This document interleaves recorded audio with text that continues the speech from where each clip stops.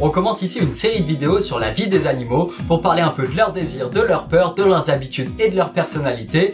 Et on va essayer de tenir le rythme d'un animal différent chaque semaine. Ici, pour commencer, j'ai décidé de vous parler des girafes. Ces animaux de plus de 6 mètres de haut qui peuvent peser plus d'1 tonne.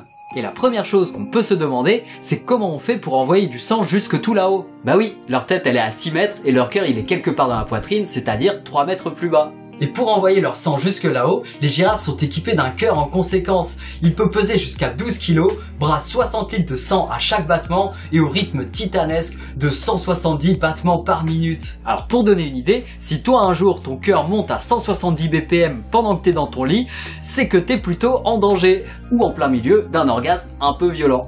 Mais un cœur pareil ne suffirait pas, et c'est pourquoi il y a des muscles relais sur son cou qui vont amener le sang jusqu'au cerveau, et ce sont ces mêmes muscles qui vont bloquer la circulation au moment où la girafe va baisser la tête pour aller boire. Parce que t'imagines bien que sinon, la girafe ferait un sacré blackout à chaque fois qu'elle a soif, et que les lions en profiteraient pour lui faire sa fête. D'ailleurs, même sans blackout, baisser sa tête pour aller boire est un vrai moment de danger pour la girafe. Elle va devoir faire le grand écart pour baisser sa tête au niveau de l'eau sans plus pouvoir surveiller les environs. Avec sa jugulaire bien en vue, pour le plus grand plaisir des lions. Heureusement pour elle, la girafe peut tenir plusieurs jours sans boire et elle va pouvoir avaler ses 70 litres d'eau en quelques gorgées seulement. Afin de s'éviter toute forme de risque, elles ont même l'habitude d'aller boire en groupe avec certaines qui surveillent pendant que les autres vont s'abreuver. Elles sont évidemment très prisées des autres herbivores car elles leur servent de sentinelles en permanence. En effet, elles ne dorment que 20 minutes à 2 heures par jour, le tout en restant debout et par session de quelques minutes seulement pour pouvoir continuer de jeter des coups d'œil de temps en temps aux alentours. En gros, quand t'es un gnou et que tu vois une girafe courir, c'est une plutôt bonne idée de la suivre car il y a sûrement des lions derrière. Si jamais la girafe se sent en sécurité, elle ne va pas se déplacer plus que pour trouver à manger. Et on va même pouvoir la voir exceptionnellement se mettre dans cette position rigolote pour profiter d'un bon sommeil paisible. Mais voir une girafe dans cette position est quelque chose d'extrêmement peu fréquent car elle est alors particulièrement vulnérable. Le reste du temps, les girafes restent debout même pour accoucher.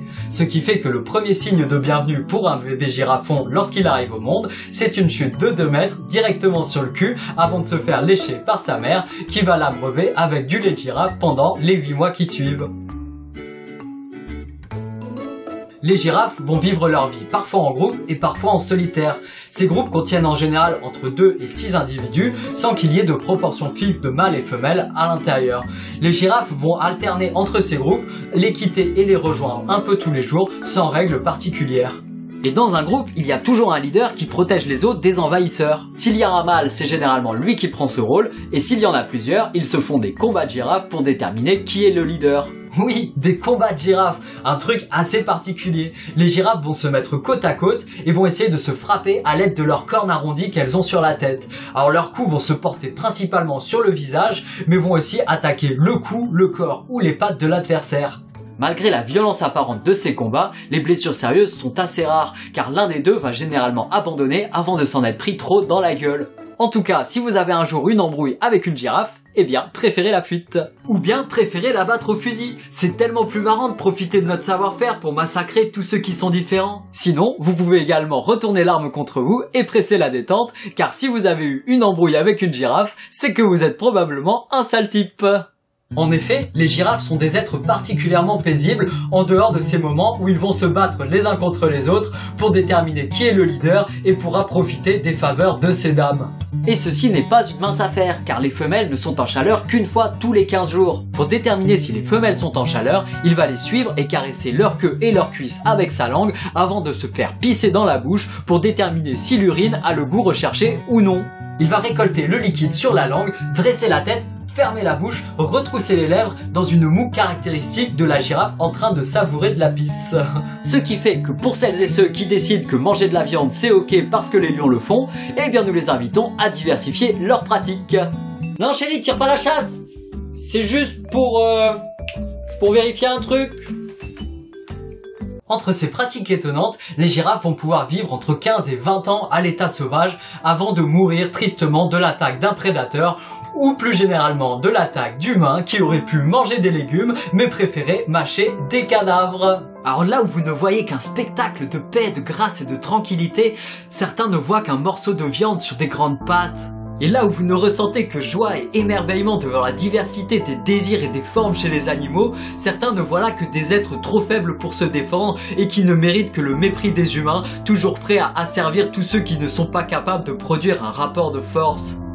Au final, c'est vrai qu'on peut être choqué que l'humain puisse être à ses nouilles pour tuer des girafes, mais on peut aussi se demander quelle différence cela fait avec les cadavres qu'on nous a mis dans la bouche depuis notre plus tendre enfance. Il reste aujourd'hui une centaine de milliers de girafes sur la planète et leur population est en diminution constante de par l'envie des humains de tuer tout ce qui respire, mais également à cause de la destruction de leur habitat naturel, parfois remplacé par des villes, des routes et des parkings, mais bien plus souvent par des prés pour faire paître les animaux d'élevage et par des champs de céréales pour pouvoir les nourrir. On rappelle avant de partir que l'élevage c'est 80% de la déforestation sur cette terre.